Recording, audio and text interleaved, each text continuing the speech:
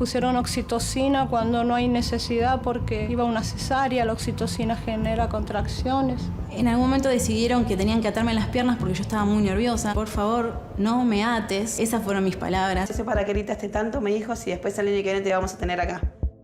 Las mujeres tenemos derecho sobre nuestros cuerpos, derecho a decidir sobre nuestra sexualidad, anticoncepción, embarazo y parto. Vulnerar el derecho de las mujeres a decidir libremente su sexualidad y su planificación familiar es violencia contra la libertad reproductiva. La tardanza de la atención médica urgente durante el parto, la indiferencia frente a pedidos de la embarazada, la falta de información sobre las decisiones que se van tomando y el manejo del dolor como castigo son formas de violencia obstétrica. Todo esto es violencia de género.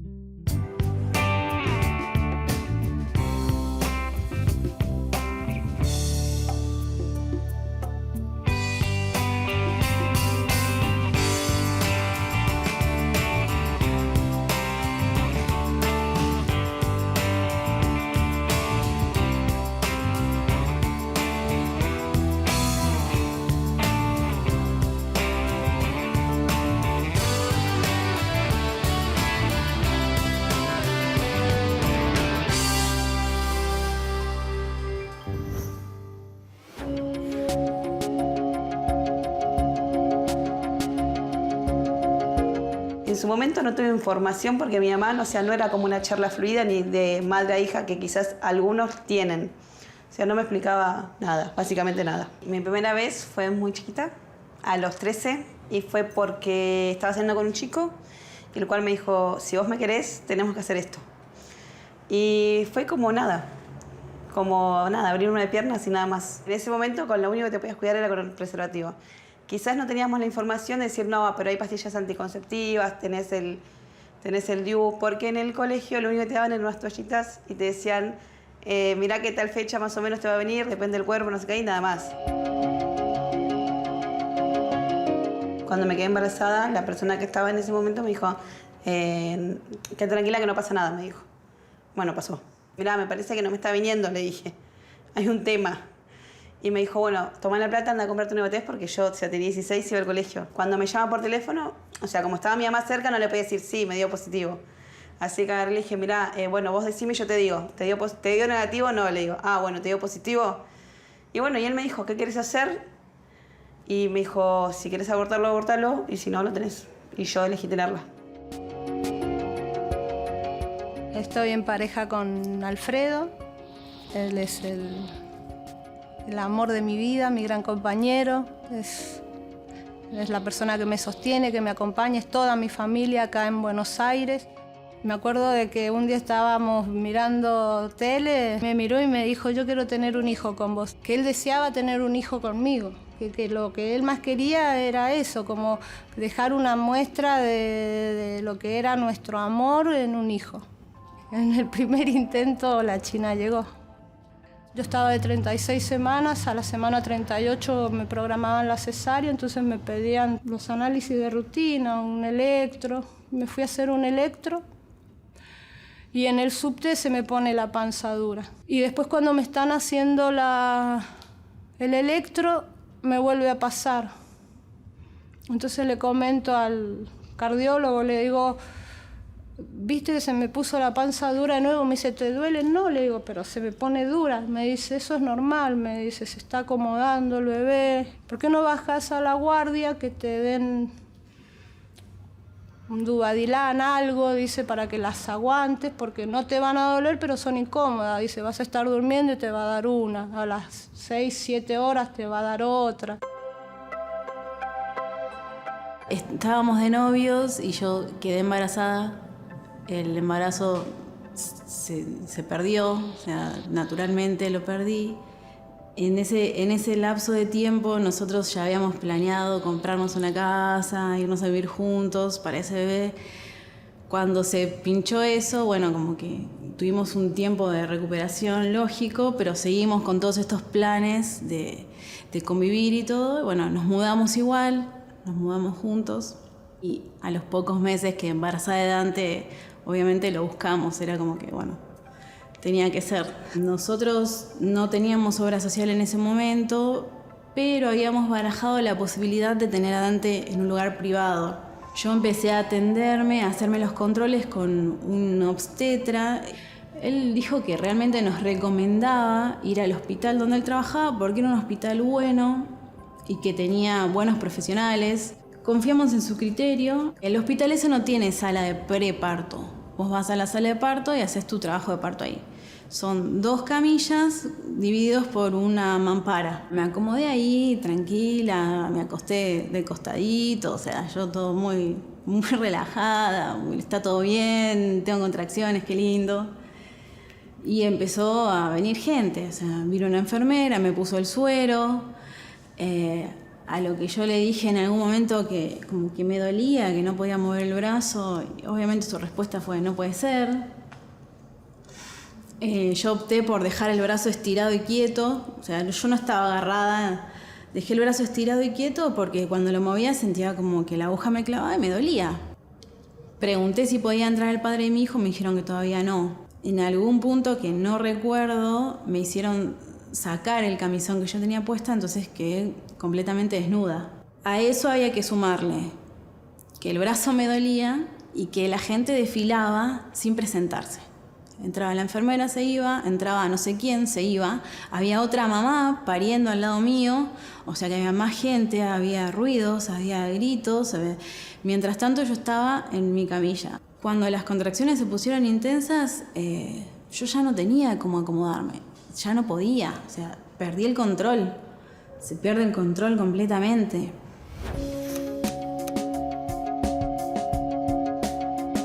Los derechos sexuales tienen que ver con el disfrute de una vida sexual placentera, sin discriminación, sin violencia, acompañada con salud y con libertad de decisión. Y los derechos reproductivos tienen que ver con acceder a todo aquello que pueda estar vinculado a la capacidad de decidir cuándo tener hijos, el intervalo, a los cuidados de salud, a las opciones para poder procrear. A partir de los 14 años, cualquier hombre o mujer, adolescente, puede acceder a cualquiera de los métodos anticonceptivos sin necesidad de que haya un adulto presente, una madre, un padre o cualquier adulto. Pero también los menores de 14 años tienen el derecho a acceder a la información y en caso que la situación lo requiera, los métodos que estén indicados o que sean adecuados. Cuando entramos, una médica me pone un monitoreo en la panza y le pide a Alfredo que lo sostenga a él. Sin preguntarme mi nombre, nada, me dice cuándo había sido la fecha de mi última menstruación. De repente vemos que pide camilla, pide quirófano. Entonces Alfredo se agacha y a donde estaba yo en la camilla y me dice, ¿vos te sentís bien? ¿Estás bien? ¿Te pasa algo? Le digo, yo estoy bárbara. Le digo, no tengo ni siquiera esas contracciones, debe ser la nena. Y le pregunta a él, a esta mujer, si estaba todo bien. Y esta mujer sin siquiera darse vuelta, le dijo, no le sentís el corazón, esa criatura es un toro, le dijo. Y ahí me volvió el alma al cuerpo porque dije, bueno, si yo estoy bien y esta señora me está diciendo que mi hija es un toro, bueno, tiene que nacer, es que tiene que nacer. Yo había decidido durante el embarazo que no iba a usar anestesia porque quería que el parto fuera natural. Bueno, después me enteré que en el hospital, por falta de presupuesto, no te ponen la anestesia. Nunca se me ocurrió pensar que me iban a poner oxitocina en el hospital. Eso fue un detalle muy importante que se me escapó. Y eso fue lo que descontroló mis contracciones. No sé cuánto duraban ni cada cuánto eran, pero ya eran insoportables. Llegó un punto en el que yo ya realmente no podía más. Queríamos tener un parto natural, en realidad. Ah, ya, con la pavada de una. Violencia obstétrica es tratar a la embarazada como una nena tonta que no entiende nada. Natural. No, se ve que leen mucha para ti, muchas esas revistas. Sí. Estoy acá, ¿eh? ¿Te trajeron 900 pesos la peri? No, ya avisamos que nosotros no queríamos la peridural. Está bien, mamina, pero tenete la platita en el bolsillo por las dudas. No, perdón, no queremos la peridural y ya está incluido. La peri eso, va, bueno. la peri sale. Sí, tranqui, Feli. No queremos la peridural. Nuestros cuerpos no son propiedad de nadie. Y nadie sabe mejor que nosotras qué sentimos, qué nos pasa y qué necesitamos. Tenemos derecho a que nos escuchen, nos expliquen y respeten nuestras decisiones a la hora de parir. alterar el proceso natural de un parto de bajo riesgo, usando técnicas de aceleración o practicando una cesárea innecesaria y sin consentimiento, es violencia sobre el cuerpo de las mujeres. Y eso es violencia de género. Para tener una sexualidad plena, segura y responsable, nos tienen que enseñar e informar, porque la información nos hace más libres. Una educación sexual integral significa aprender a cuidarse para prevenir embarazos no deseados o enfermedades de transmisión sexual, pero implica también aprender a relacionarnos corporalmente con los otros desde nuestros deseos y sin imposiciones. En los últimos años en nuestro país, muchos fueron los avances en materia de educación sexual y reproductiva, pero como todo cambio cultural, lleva tiempo. Es algo raro, digamos, porque no es buscado, entonces no es lo mismo que poder planificar algo y decir, bueno, de ahora en más me pongo con mi pareja a empezar a buscar un hijo. Que te venga de la nada, no de la nada, pero bueno, de tener relaciones sexuales, pero de no tener algo planificado. Entonces es como que para mí también fue como un shock decir, se me terminó mi vida, porque en realidad es eso, ya no es más tu vida, sino es tu vida dividida a dos. Salud sexual y reproductiva se trata como un tema absolutamente femenino. Los varones parecieran no tener responsabilidad en los embarazos no deseados o en las transmisiones de enfermedad sexual, y sin embargo, la decisión de colocarse un preservativo, en general, todavía está en la cabeza, en las manos y en la decisión del varón. A las mujeres les da aún pudor. Y sobre todo les da pudor tener un preservativo en la cartera. Es imposible hablar de autonomía, de decisión, de elección, si el acceso a la información está discriminado, si está filtrado, si no es totalmente democratizado, ¿no?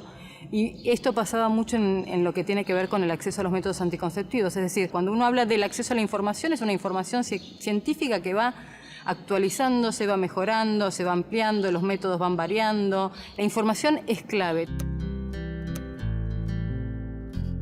¿Cómo se educa a las mujeres para una sexualidad plena y libre? Se las educa en la subjetividad que prerroga sobre la dignidad total de sí misma y se las educa pensando sobre todo en que más allá de ser sujetos van a ser individuos y por lo tanto debe educarse a las mujeres en el sentimiento de que el placer sexual confiere toda una dignidad a lo humano, exactamente como ha pasado con el sector masculino de la especie. No tenía dilatación, así que fui a la farmacia, me inyectaron un dilatador. Ella nació el 26 de mayo y yo, me lo inyecté el 24, todo el 24 de noche contracciones, todo el 25, todo el día con contracciones. Y ella nació recién, digamos, la madrugada del 26. Las contracciones cada media hora, cada 15 minutos, cada media hora, cada 15 minutos. Se iban, volvían, se iban, volvían. Mientras que estaba teniendo, porque yo entró ya con, 10 de dilatación y ya estaba por nacer, digamos. Y antes de que nazca, digamos, porque dice, mira que ahí vemos la cabeza, y yo grité. Cuando gritas, el bebé se te sube para arriba, pero, gritás porque te duele. Entonces estaba una señora muy amablemente y me dijo, bueno, mamita, primero me dice, bueno, mamita, si no dejas de gritar, la nena se muere. Cuando te dicen así es como que sacás la fuerza de no tenés. Cuando la tengo todo, y bueno, quédate tranquila, no sé para qué gritaste tanto, me dijo, si después el año que viene te vamos a tener acá. De 700.000 nacimientos que anualmente se registran en el país, 114.500 son de adolescentes. De la cifra total de embarazos en la adolescencia, el 69% corresponden a embarazos no planificados. El 80% de las adolescentes que no tienen hijos asiste a la escuela. En cambio, de las chicas que ya son madres, solo el 25% está escolarizado. Ahí viene. Bueno, bajando la ansiedad, que todavía falta para lo tuyo. Que no te traten con respeto antes, durante o después del parto, eso es violencia. Deja de gritar que no soy sordo. ¿Y qué pasó? Pasó la negligencia, pasó el desinterés, pasó la falta de humanidad, pasó la violencia, pasó lo peor que puede pasar un ser humano, prácticamente crucificada, siempre digo, porque de un lado tenía sueros, me pusieron oxitocina cuando no hay necesidad porque Iba a una cesárea, la oxitocina genera contracciones, no me podía mover. Y lo único que miraba era el reloj porque decía son 15 minutos y la tenés en el pecho, son 15 minutos y la tenés en el pecho. Y no fueron 15 minutos. Vi que la partera se empezó a poner muy nerviosa, que 2 enfermeras se pusieron en la puerta por si Alfredo quería entrar, porque a él no lo dejaron estar al lado mío, lo dejaron en la puerta. Y esos 15 minutos eran media hora y lo único que yo sentía era que se amarreaban mi cuerpo de un lado para el otro. La violencia obstétrica es algo que ejerce el personal de salud. No es cualquiera. Nos nombra al personal de salud, nos nombra a los que somos parte del personal de salud, seamos los administrativos, las enfermeras, las médicas, las psicólogas, las trabajadoras sociales, quienes estemos siendo parte del sistema de salud como capaces de ejercer esa violencia sobre las mujeres, que es una violencia sobre el cuerpo. Es una violencia sobre el cuerpo de ellas antes, durante y después de una situación de parto. Y acá tiene que ver con la información, con la capacidad y también de decidir de la mujer cómo quiere tener a su hijo o a su hija, cómo quiere que sea su parto, estar informada durante todo el proceso. El punto peor de toda esa pesadilla fue cuando veo venir a una de las enfermeras que estaba puesta en la puerta como de contención, porque yo veía las caras de desesperación de Alfredo. Ponen como un taburete al lado de la camilla y esta persona, que era bastante robusta, se sube a caballo de mi panza. Y yo en un momento veo a una persona sentada arriba de mi panza así y siento el grito de Alfredo: "Vamos, China". Y ahí me entero que nació mi hija, porque nunca la sentí llorar. Nunca me imaginé la deshumanización que había. O sea, no creía, todavía no lo creo posible. O sea, cuando yo pienso en los médicos que abusan de su poder en ciertas circunstancias, y a veces con las embarazadas o con las mujeres en trabajo de parto, que es un momento muy particular, desde un ser humano que razona y con sentimientos, no puedo entender cómo otro ser humano puede llegar a ese punto de abuso. El primer día, cuando fuimos y preguntamos, nos dijeron: no, está mal, pero la estamos estabilizando. Fueron 4 días, que fueron una eternidad, donde nunca tuvimos respuestas, donde las enfermeras te decían: pregúntele a los médicos, y los médicos te decían: estamos investigando. Nunca se acercó nadie a hablarnos, a decirnos, o no sé, un psicólogo, un terapeuta, un psiquiatra, lo que sea. Era como una película de terror. Estaba ahí con la panza vacía, los pechos que me explotaban de leche, sin mi hija, el bolso intacto, convencida de que yo iba a salir con mi hija de ahí, porque mi hija fue 9 meses un bebé súper sano. Una mujer que llega en esa situación llega de manera vulnerable y el sistema sanitario debe contenerla, cuidarla y acompañarla de manera digna en ese sentido. Entonces, cuando no se hace nada de eso o se omite cualquiera de esos pasos, también se está incurriendo en violencia obstétrica. Entonces, es importante formar bien a los profesionales en ese sentido y reclamar, aunque sea posterior, y hacer la denuncia, aunque sea posterior, para que no le pase a otra mujer. El día jueves a la tarde me dan el alta. Vemos por última vez a la nena a las 7 de la tarde. A la 1:30 de la mañana sonó el teléfono.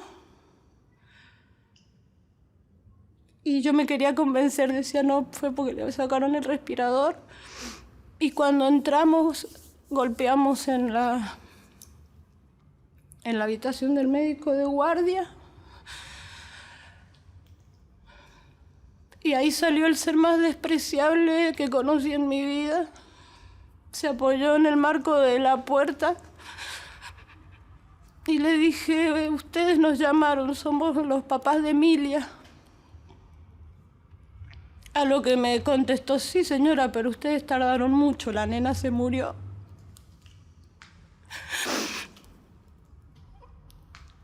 Y yo No me acuerdo bien, no sé. Solo sé que me caí de rodillas. Y este personaje me dijo que o me controlaba o me hacía desalojar de la institución.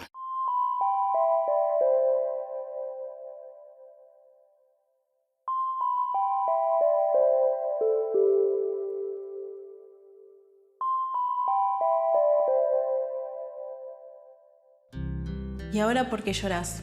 Te voy a tener que atar las piernas porque estás muy nerviosa. Deja de gritar, mamita, que el año que viene te vamos a ver en esta cama de vuelta. Cuando llegué a la habitación vi la cara de Alfredo, que era desesperante. Le digo, ¿y la nena? Y una enfermera me dice, cállese que se va a llenar de gases. Yo estuve como un año sin hablar de mi parto.